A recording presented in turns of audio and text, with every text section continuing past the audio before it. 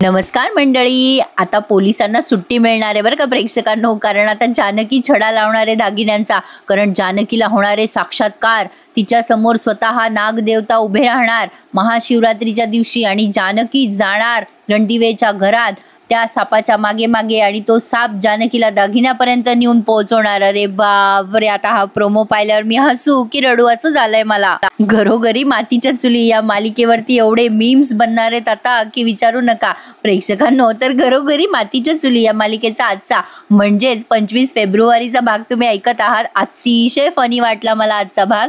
तर झालंय असं, पोलिसांनी चालू केली आहे चौकशी, तेव्हा ऐश्वर्या आणि सारंगची कशी तारांबळ उडाली आहे ते सुरुवातीला त्यांनी दाखवलंय. पोलिसांनी पहिलाच प्रश्न विचारलाय, चोरी झाली तेव्हा घरात कोण होतं?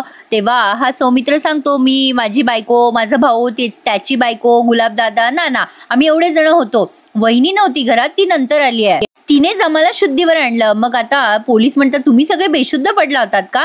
आता ऐश्वर्या एवढी घाबरते ना, तिला वाटतं आपलं भांडं फुटतं की काय. ऐश्वर्या म्हणते, हो आमच्या घरात जुळलं झाले, मग आम्हीच बोलवलं पण तो माणूस चोर निघाला वगैरे वगैरे. मग अवंतिका म्हणते, आणि काय झालं, त्याने आम्हाला आधी बेशुद्ध केलं आणि मग दागिने चोरलेत. मग आता पोलिसांसोबत जे हवालदार आहे ना ते म्हणतात, बापरे अहो साहेब, काय नवीन नवीन आयडिया शोधतात ना चोर, सॉलिड डोकं आहे या चोराचं. आधी बेशुद्ध केलं त्यानं सगळ्यांना आणि मग शांततेत चोरी केली.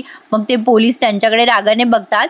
मग ते हवालदार दादा म्हणतात, अहो मला असं म्हणायचंय साहेब की आमच्या मुळशी गावात ही असली चोरी पहिल्यांदाच झाली हो, चोरांची नवीन टोळी आलेली दिसते इथे. मग पोलीस म्हणतात, नवीन टोळी आहे का जुनी टोळी आहे? आता हे आपण लवकरच शोधू, चला मला दाखवा कुठे चोरी झाली आहे. मग आता जानकी घेऊन जाते त्यांना. आता या सारंगची असली तंदरली आहे की विचारू नका ऐश्वर्याला, आणि सारंगला ऑलमोस्ट घाम फुटलाय. आता जानकीने तिथे दाखवलं सगळं, इथे चोरी झाली, इथे दागिने होते, ते सगळं नुसतं दृश्य आपल्याला दाखवलेत, ऐकवलेत. आता बघा सारंग बाहेर फुल टेन्शन मध्ये, इकडे हा अभ्यास घेत असतो ऋषिकेश त्या ओवीचा, पण तिला काही अभ्यासात लक्ष लागत नाही. ती म्हणते, बाबा आई कुठे गेलीये? आईला फोन तरी करा ना, किती वेळ झाला आई अजून आली नाहीये, मला नाही बाबा आता अभ्यास करायचा. मग ऋषिकेश म्हणतो, बरं ठीक आहे थांब, विचारतो तुझ्या आईला. आता तो फोन लावतो बऱ्याच वेळ लावतो, पण जानकी कसली फोन उचलते, तिची सवयच आहे ना ऋषिकेशचा फोन न उचलायची. त्याप्रमाणे तिने काही फोन उचललाच नाहीये. आता ओवी सांगते, आईला फोन लागत नसेल तर गुलाब काकाला करा. पण तेवढ्यात तिथे सगुणा येते आणि झालेलं सगळं ऋषिकेशला सांगते. अहो ऋषिकेश दादा, चोरी झाली आहे आशीर्वाद बंगल्यावर, दागिने चोरी गेलेत. मग आता ऋषिकेश विचारतो, बापरे कसं झालं, काय झालं? मग सगुणा म्हणते, अहो कोणीतरी गुंगीचं औषध शिंपडलं, सगळे बेशुद्ध पडले आणि चोरी झाली हो, त्याच माणसाने चोरी केली असं म्हणतायत. जानकीताईंनी पोलीस बोलवले. ऋषिकेश म्हणतो, तरीच जानकी माझा फोन उचलत नाहीये. सगुणा एक काम कर, तू थांब ओवी जवळ, मी जाऊन येतो तिकडे बंगल्यावर. आता सगुणा ओवीला सांभाळते. ओवीला आधीच टेन्शन आलंय बिचारीला, आता काय तमाशा वाढवून ठेवलाय कोणास ठाऊक. आता ऋषिकेश पोहोचतो बरं का बंगल्यावर, पण तोपर्यंत बऱ्याच घडामोडी घडून गेल्यात. जानकी पोलिसांना माहिती देतीये. आता पोलीस म्हणतात, कुठल्या तरी जड वस्तूने हे कपाट फोडण्यात आलंय.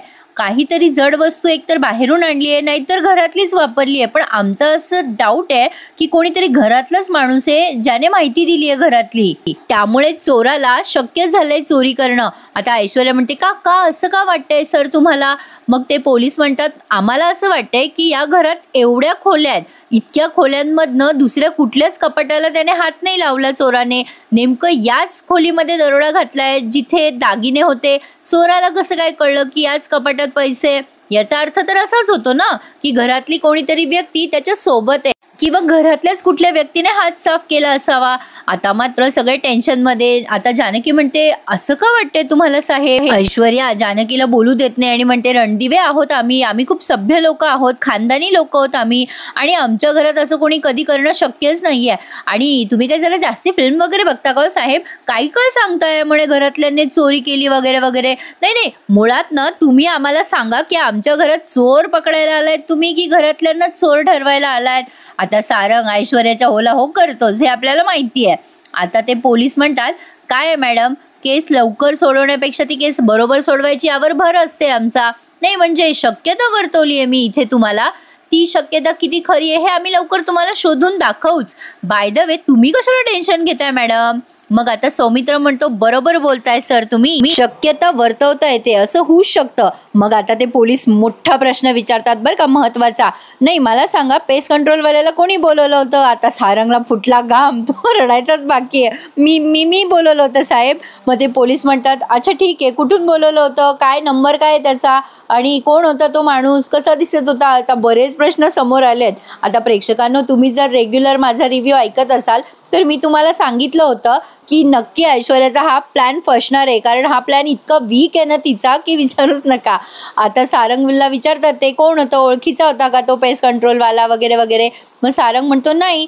जानकी म्हणते, काय सारंग भाऊजी, ज्या माणसाला तुम्ही ओळखत नाही, त्याचं दुकान माहिती नाही, त्याला तुम्ही घरी का बोलवलेत पेस्ट कंट्रोलला? अवंतिका म्हणते, काय ग ऐश्वर्या, मगाशी तू बोललीस ना तुझ्या ओळखीचा आहे. आता ती पुढचा काही शब्द बोलणार तेवढ्यात पोलीस म्हणतात की तुम्ही जर ओळखीच्या माणसाला नाही बोलवलं तर मग त्याचा नंबर तुमच्याकडून आला कुठून? सारंगची तत्तपप झाली आहे. तो म्हणतो, हा नंबर बोलवला होता आम्ही, तो नंबर. मग ऐश्वर्या म्हणते, काय झालं होतं की कार्ड दिलं होतं त्याचं कोणीतरी रस्त्यात वाटताना तसं. मग आपलं सारंग होला हो करतो ऐश्वर्याच्या, हो हो हो कार्ड दिलं होतं. आता पोलीस म्हणतात, ते कार्ड बघू. मग सारंग पुन्हा माझ्याकडे नाही हो. आता ऐश्वर्या म्हणते, तसं नाही आहे कार्ड, पण नंबर आहे ना, मी देते तुम्हाला नंबर. आता ऐश्वर्याने कुठला तरी फेक नंबर दिलाय जो स्विच ऑफ आहे. पोलीस तो फोन लावून बघतात पण तो नंबर त्यांना स्विच ऑफ येतो.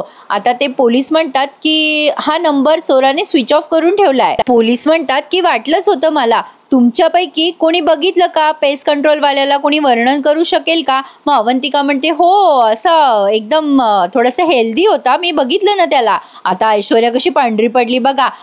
आता हा सौमित्र म्हणतो, हो मी पण बघितलंय त्याला. मग ते पोलीस विचारतात, दिसायला कसं होता?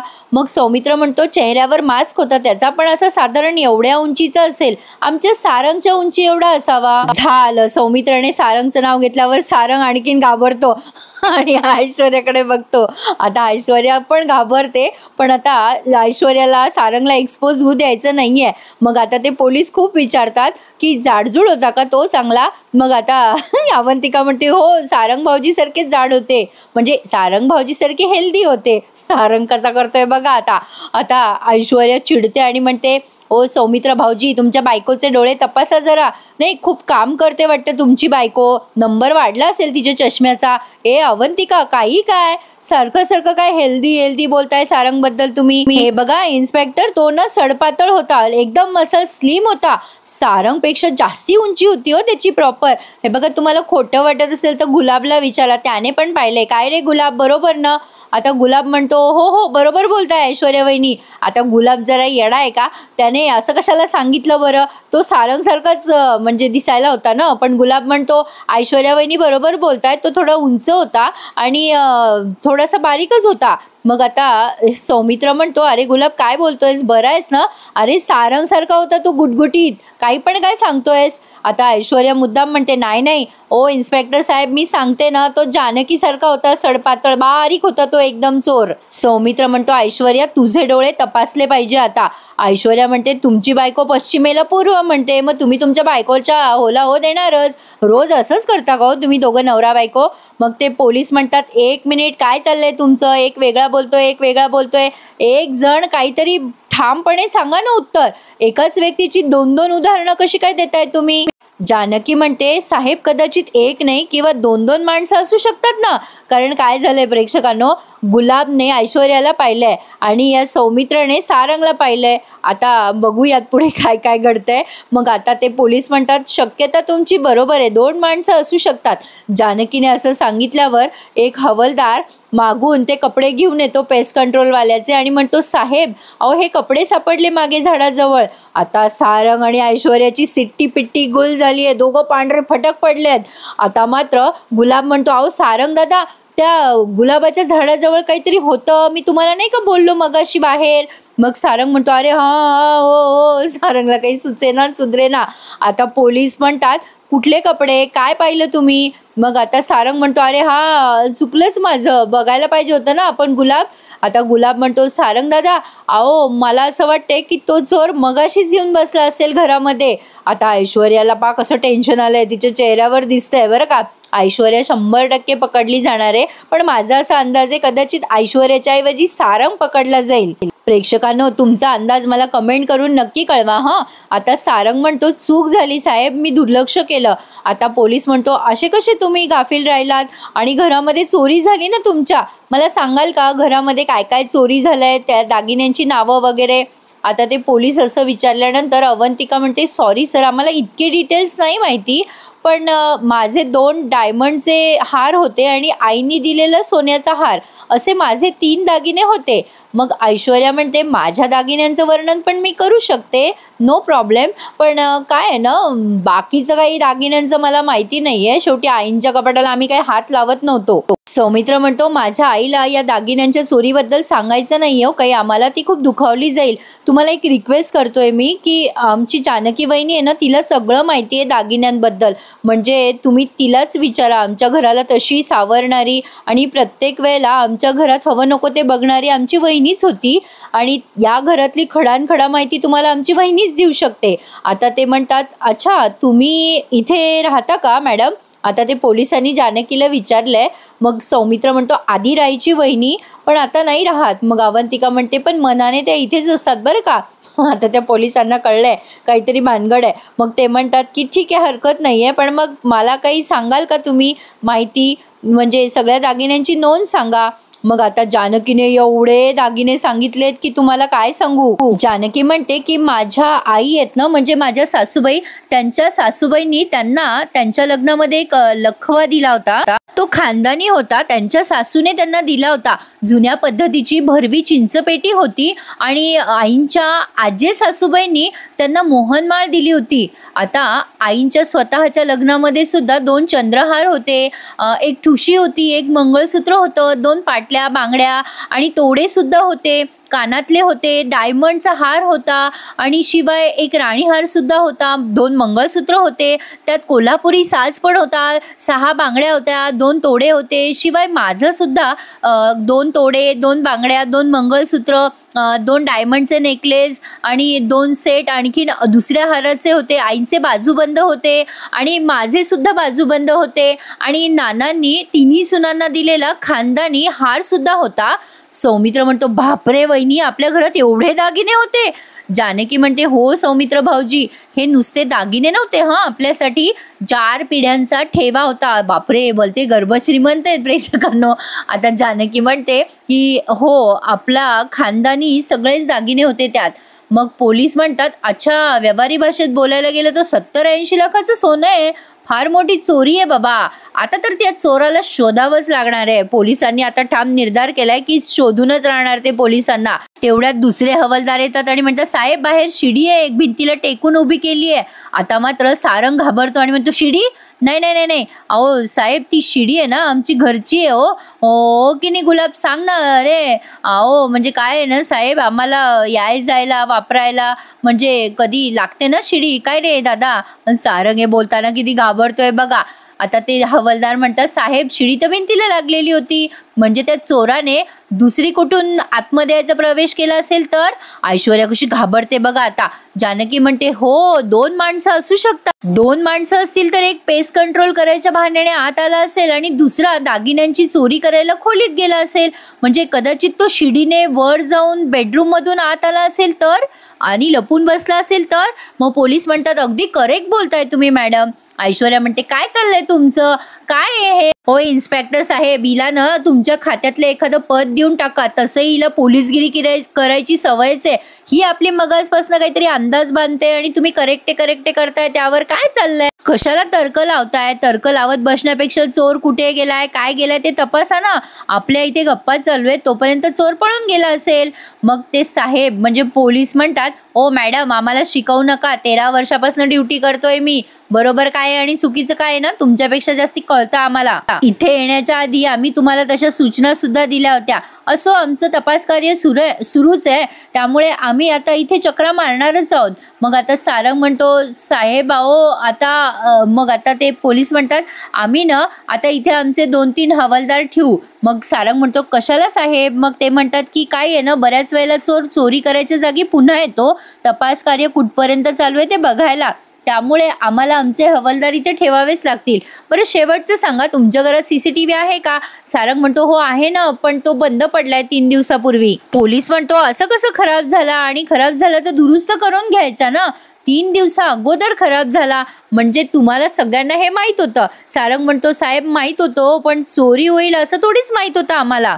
पोलीस म्हणतात ठीक आहे, तपास सुरू राहील, कळवतो तुम्हाला काही कळलं तर, असं म्हणून आता ते निघून गेले. आता प्रत्येक जण तिथून निघून गेले बरं का. जानकी सुद्धा बाहेर गेलीये, सौमित्र अवंतिका पण बाहेर गेलेत, नाना पण त्यांच्या खोलीत निघून गेलेत. आता सारंग घाबरून ऐश्वर्याला म्हणतो बापरे ऐश्वर्या, मला वाटलं आता मला अटक होते की काय.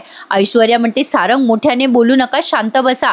काही झालं ना तरी दागिने आणि चोर कधीच सापडणार नाहीये पोलिसांना, माझा प्लॅन फुल प्रूफ आहे. आता असं बोलते ऐश्वर्या आणि सारंगला गप्प करते. जानकी आता बाहेर पोलिसांशी बोलते आणि म्हणते साहेब धन्यवाद, तुम्ही लगेच आलात इथे, आणि प्लीज लवकरात लवकर ते दागिने शोधून काढा. माझ्या सासूबाईंचे आहेत ते, त्या इथे नाही आहेत. त्यांना कळलं ना दागिने चोरी गेलेत तर त्यांना फार धक्का बसेल हो. मग ते पोलीस म्हणतात हे बघा मिसेस रणदिवे, तुम्ही काळजी नका करू, आम्ही आमचे प्रयत्न सुरू ठेवू. फक्त एक काम करा की तुमच्या घरच्यांना काही वेगळी वस्तू सापडली किंवा काहीही कळलं तर आम्हाला अपडेट करा.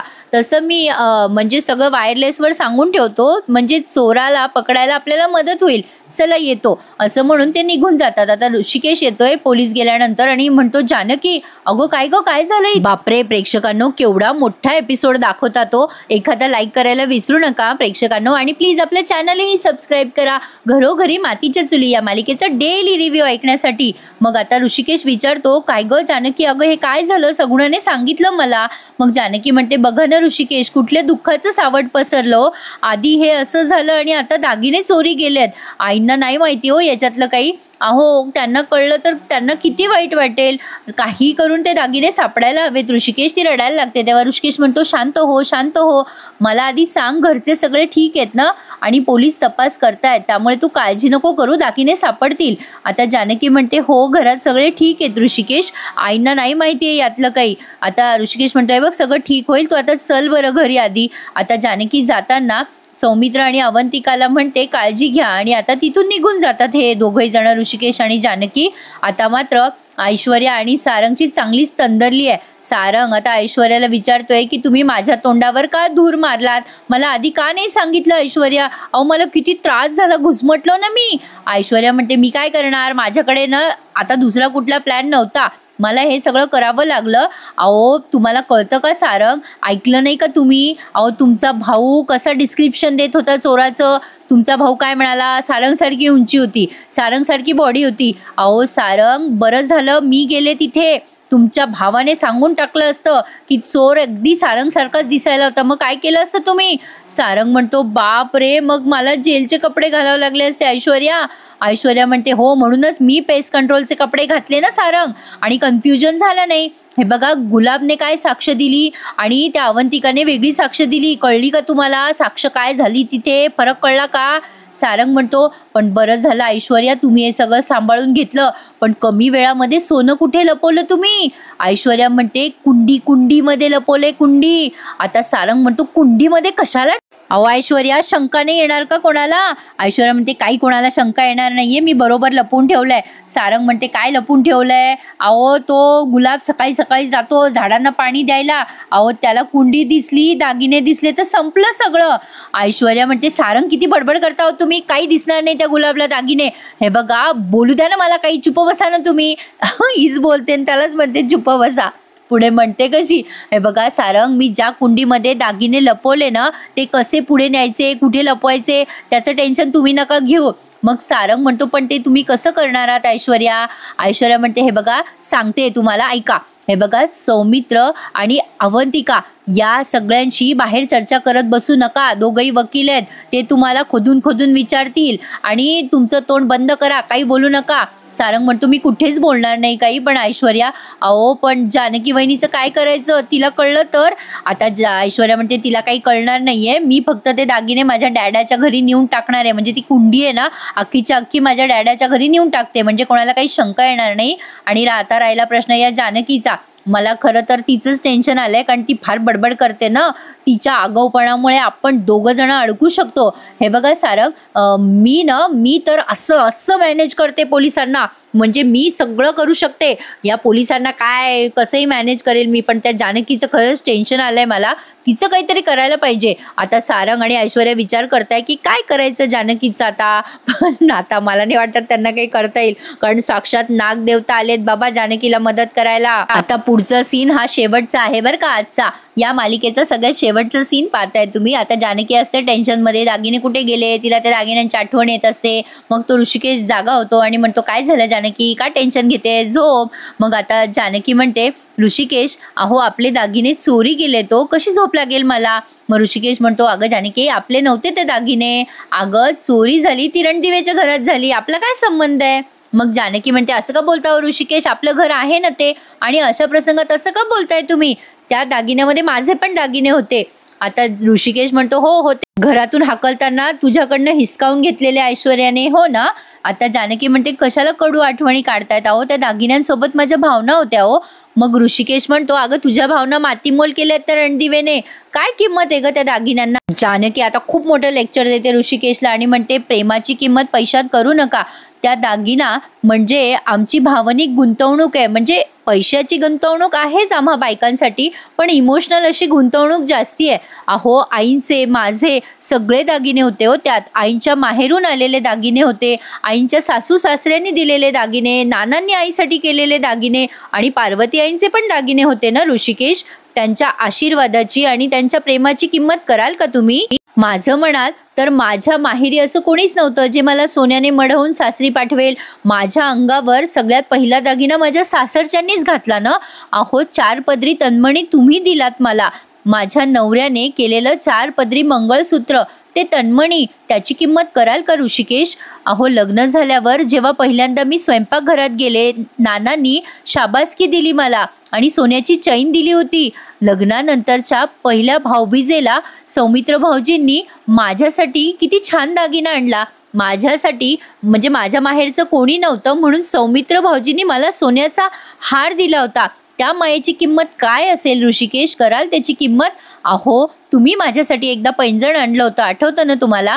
अहो घरात कोणी नसताना तुम्ही अलगद ते माझ्या पायात घातलं, आठवतं ना ऋषिकेश, त्याची किंमत कर. त्या पैंजणाची रुणझुण, तो आवाज माझ्या कानात अजूनही तसंच आहे. ओवीच्या पहिल्या बारशामध्ये गुलाबदादा आणि सगुणांनी परिस्थिती बिकट असताना सुद्धा 2 ग्रॅमची चैन केली होती आपल्या ओवीला.